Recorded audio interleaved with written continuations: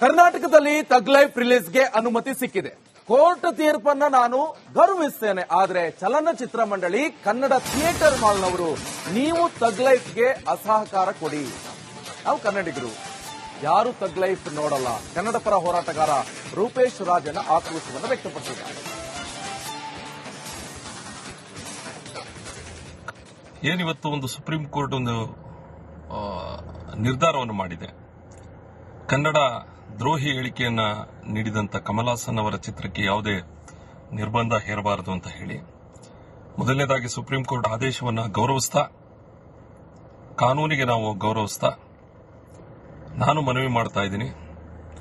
ಕರ್ನಾಟಕದ ಚಲನಚಿತ್ರ ವಾಣಿಜ್ಯ ಮಂಡಳಿ, ಚಲನಚಿತ್ರ ಥಿಯೇಟರ್ ಮಾಲೀಕರು, ಮಾಲ್ಗಳವರಿಗೆ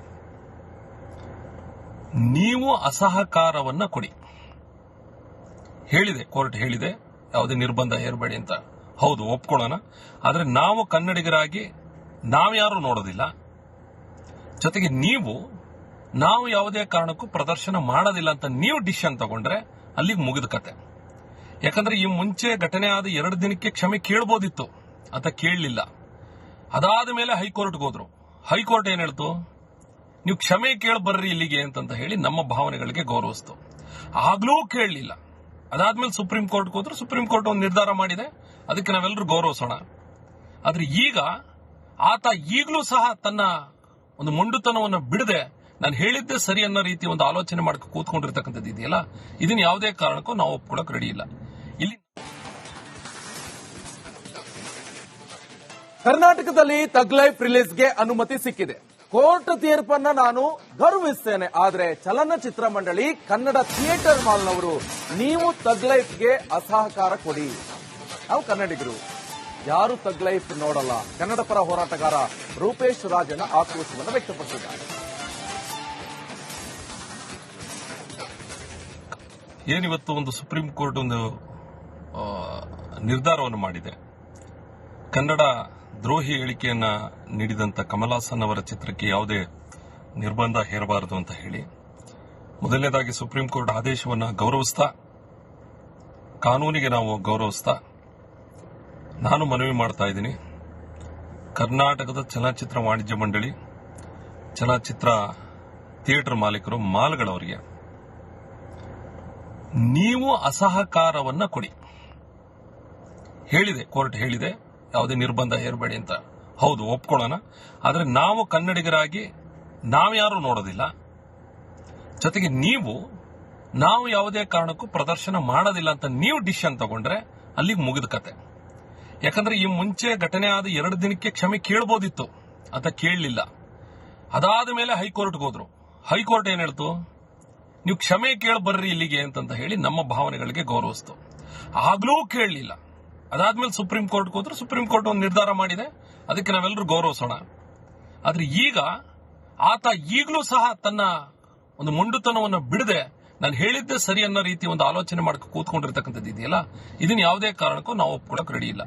ಇಲ್ಲಿ ಕರ್ನಾಟಕದಲ್ಲಿ ತಗ್ ಲೈಫ್ ರಿಲೀಸ್ಗೆ ಅನುಮತಿ ಸಿಕ್ಕಿದೆ. ಕೋರ್ಟ್ ತೀರ್ಪನ್ನ ನಾನು ಗೌರವಿಸ್ತೇನೆ. ಆದ್ರೆ ಚಲನಚಿತ್ರ ಮಂಡಳಿ, ಕನ್ನಡ ಥಿಯೇಟರ್ ಮಾಲ್ನವರು ನೀವು ತಗ್ ಲೈಫ್ಗೆ ಅಸಹಕಾರ ಕೊಡಿ. ನಾವು ಕನ್ನಡಿಗರು ಯಾರು ತಗ್ ಲೈಫ್ ನೋಡಲ್ಲ. ಕನ್ನಡ ಪರ ಹೋರಾಟಗಾರ ರೂಪೇಶ್ ರಾಜನ ಆಕ್ರೋಶವನ್ನು ವ್ಯಕ್ತಪಡಿಸಿದ್ದಾರೆ.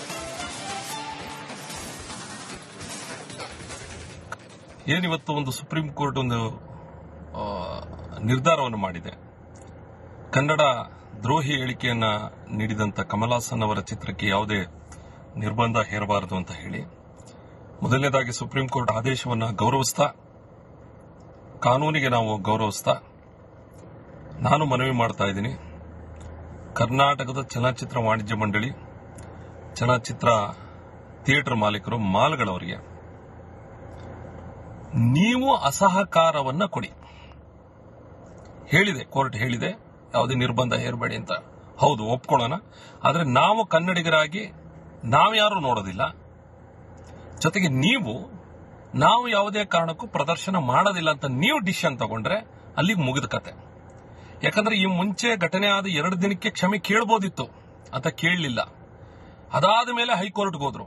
ಹೈಕೋರ್ಟ್ ಏನ್ ಹೇಳ್ತು, ನೀವು ಕ್ಷಮೆ ಕೇಳ ಬರ್ರಿ ಇಲ್ಲಿಗೆ ಅಂತಂತ ಹೇಳಿ ನಮ್ಮ ಭಾವನೆಗಳಿಗೆ ಗೌರವಿಸ್ತು. ಆಗ್ಲೂ ಕೇಳಲಿಲ್ಲ. ಅದಾದ್ಮೇಲೆ ಸುಪ್ರೀಂ ಕೋರ್ಟ್ಗೆ ಹೋದ್ರು. ಸುಪ್ರೀಂ ಕೋರ್ಟ್ ಒಂದು ನಿರ್ಧಾರ ಮಾಡಿದೆ, ಅದಕ್ಕೆ ನಾವೆಲ್ಲರೂ ಗೌರವಿಸೋಣ. ಆದ್ರೆ ಈಗ ಆತ ಈಗಲೂ ಸಹ ತನ್ನ ಒಂದು ಮೊಂಡುತನವನ್ನು ಬಿಡದೆ ನಾನು ಹೇಳಿದ್ದೆ ಸರಿ ಅನ್ನೋ ರೀತಿ ಒಂದು ಆಲೋಚನೆ ಮಾಡ್ಕೊ ಕೂತ್ಕೊಂಡಿರ್ತಕ್ಕಂಥದ್ದು ಇದೆಯಲ್ಲ, ಇದನ್ನ ಯಾವುದೇ ಕಾರಣಕ್ಕೂ ನಾವು ಒಪ್ಕೊಳ್ಳೋಕೆ ರೆಡಿ ಇಲ್ಲ. ಇಲ್ಲಿ ಕರ್ನಾಟಕದಲ್ಲಿ ತಗ್ ಲೈಫ್ ರಿಲೀಸ್ಗೆ ಅನುಮತಿ ಸಿಕ್ಕಿದೆ. ಕೋರ್ಟ್ ತೀರ್ಪನ್ನ ನಾನು ಗೌರವಿಸ್ತೇನೆ, ಆದ್ರೆ ಚಲನಚಿತ್ರ ಮಂಡಳಿ ಕನ್ನಡ ಥಿಯೇಟರ್ ಮಾಲ್ನವರು ನೀವು ತಗ್ ಲೈಫ್ಗೆ ಅಸಹಕಾರ ಕೊಡಿ. ನಾವು ಕನ್ನಡಿಗರು ಯಾರು ತಗ್ ಲೈಫ್ ನೋಡಲ್ಲ. ಕನ್ನಡ ಪರ ಹೋರಾಟಗಾರ ರೂಪೇಶ್ ರಾಜನ ಆಕ್ರೋಶವನ್ನು ವ್ಯಕ್ತಪಡಿಸಿದ್ದಾರೆ. ಏನಿವತ್ತು ಒಂದು ಸುಪ್ರೀಂ ಕೋರ್ಟ್ ಒಂದು ನಿರ್ಧಾರವನ್ನು ಮಾಡಿದೆ.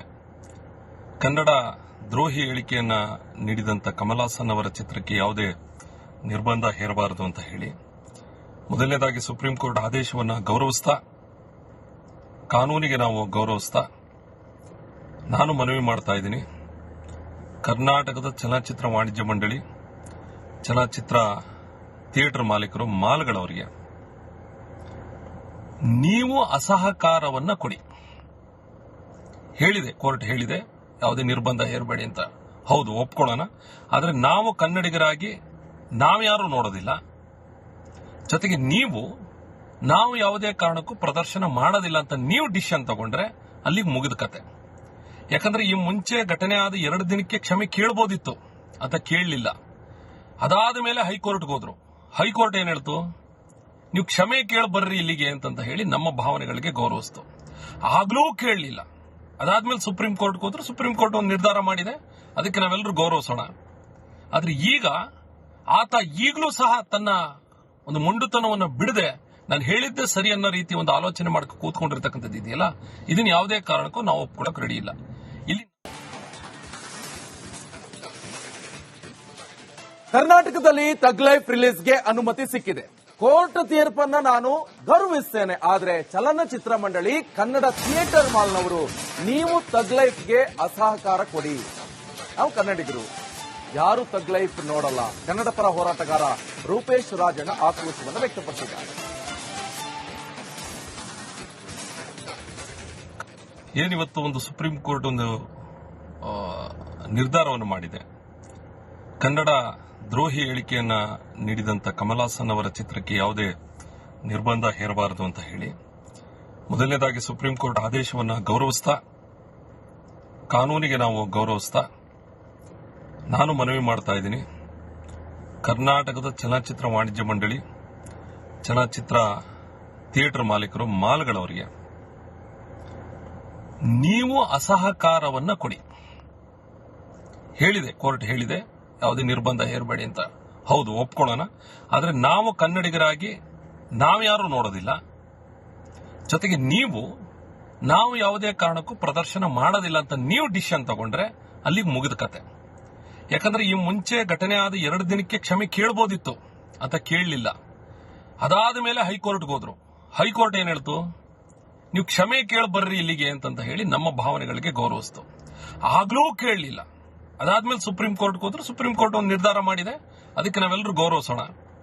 ಆದ್ರೆ ಈಗ ಆತ ಈಗಲೂ ಸಹ ತನ್ನ ಒಂದು ಮೊಂಡುತನವನ್ನು ಬಿಡದೆ ನಾನು ಹೇಳಿದ್ದೆ ಸರಿ ಅನ್ನೋ ರೀತಿ ಒಂದು ಆಲೋಚನೆ ಮಾಡ್ಕೊ ಕೂತ್ಕೊಂಡಿರ್ತಕ್ಕಂಥದ್ದು ಇದೆಯಲ್ಲ, ಇದನ್ನ ಯಾವುದೇ ಕಾರಣಕ್ಕೂ ನಾವು ಒಪ್ಕೊಳ್ಳೋಕೆ ರೆಡಿ ಇಲ್ಲ.